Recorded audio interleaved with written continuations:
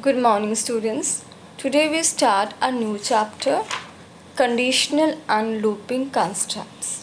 And in this chapter we learn about flowcharts, algorithm and loops. So first we discuss about flowcharts. Flowchart is the pictorial representation of task. It is defined as a visual representation of the sequences of steps and decisions needed to perform a particular task or a process.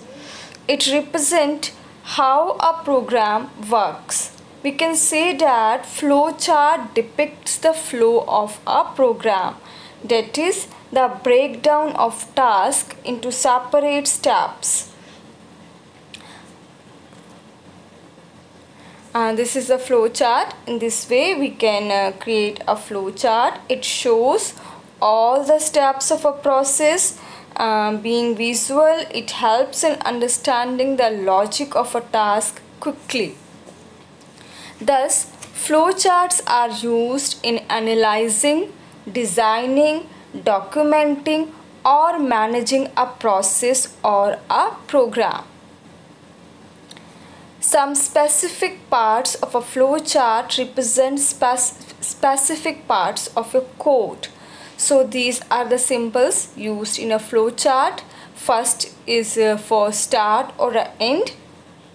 Oval shows a start point or an end point in the code. Next is a line. This is known as a connection. This arrow sign shows the connection between different parts of the code. Then we have a rectangle. It is used for a process. It shows processes, for example, calculations. Most things a computer does that do not involve an input, output or decision. It performs calculations. So for calculations we use rectangle.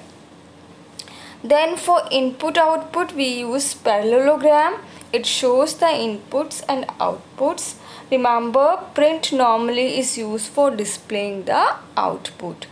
Then we have a diamond. This is used for a conditional or a decision making statements. And diamond shows a conditional decision, means you can use if, else, if, elif, while and for loop. So these are the symbols we used while designing flowchart, and they represent the specific parts of your code. For example, we have to draw a flowchart to find average of 3 numbers. So we start with the oval and we can write start by an oval shape. Then we have to take the input or output, because we have to perform the average of 3 numbers. So we want the values for to find the average. So next we use a parallelogram to take input, and we can write in parallelogram read A, B, C. Then we have to perform the calculations. Means we want to calculate the average of the 3 numbers. We have to apply a formula for calculations.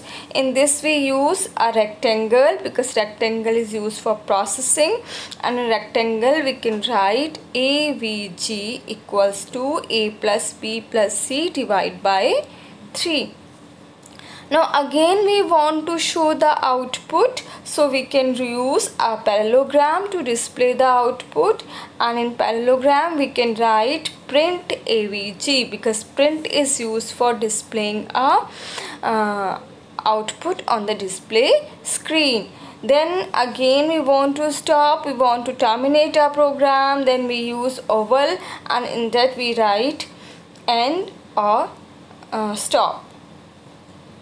So in this way we can create a flowchart for any program. So what flowcharts are? The pictorial representation of a process or a task, and the processes are the programs we perform on a computer. Thank you.